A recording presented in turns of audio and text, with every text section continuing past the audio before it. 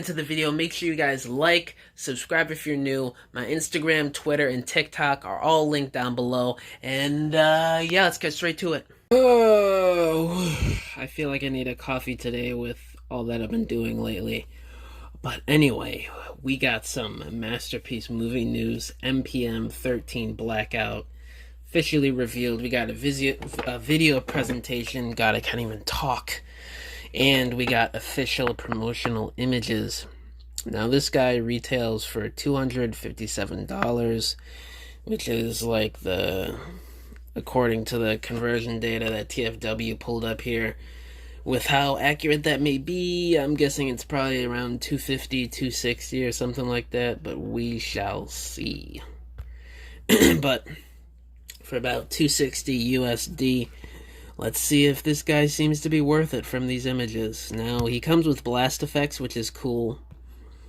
And this basically just looks like just a straight upscale of the Studio Series version with just some added extra steps to call it a masterpiece, to give it that sort of masterpiece feeling for the engineering. And I saw a lot of people hating on this on Instagram and whatnot about how, oh, the Studio Series is only $50 and this is a $260 figure, and they basically look at the same. I mean, yeah, you could say that. And he comes with his rotor blade weapon and a Scorponok, which looks to be more articulated than the Studio Series version. And he has his guns, which is pretty cool. I mean, you could make the argument, why not just buy the Studio Series one? Why drop almost $300 on the Masterpiece when it's basically just an upscaled version of the Hasbro mainline figure?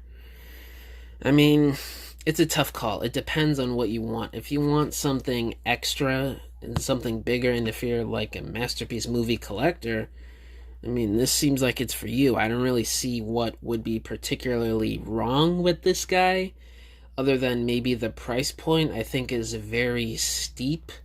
I mean, this guy just seems like the size of a leader class back in 2005 at best. And it's almost $300. I don't know. If he was bigger, the pricing again. You guys heard me ramble on about the pricing with Metroplex, how he doesn't come with his iconic accessories like the Cyberplanet key and drill bit. I mean, it just seems like we're gonna be getting priced out here. I just don't see how this is $260. I'd see this going for $200 probably, or like $170 or something. That seems sort of more reasonable for me. But I mean, I just don't know. He seems to also have his chest cannon, which he used for like 2 scenes in the movie, which is pretty cool. The blast effects look nice too. I wish they would do this with the mainline stuff with leader class. I just feel like that would matter so much more if they started doing that in Generations than a Masterpiece figure where a lot of people probably aren't going to be buying. This is more of like a niche thing to me. But it looks, from the promotional images, it looks very good. I'm not gonna lie. These promotional images here, the box art and stuff, it makes it look a bit cheesy. I would say. He has landing gear, which I can't remember if the Studio Series 1 did.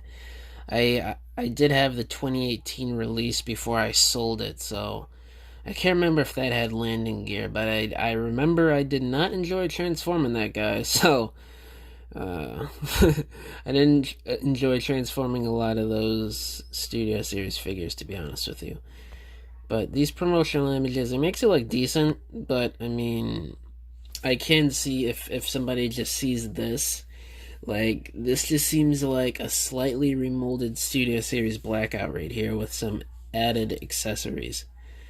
The paint apps looks nice, but On further inspection with the Scorponok here, what is up with this color scheme? I don't remember him being like this dark brown with like this shiny gold, rose gold paint on him. I remember him being like this sort of light brown with some silver accents on him. I don't remember all this brown and black and gold paint. That's some weird color choicing to me, at least. I don't know. I'd have to go back and rewatch that famous desert scene.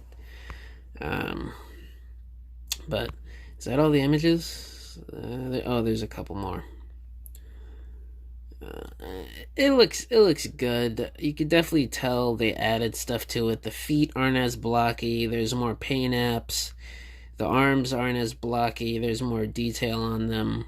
The chest is more defined, and it has the chest gun. But I don't know.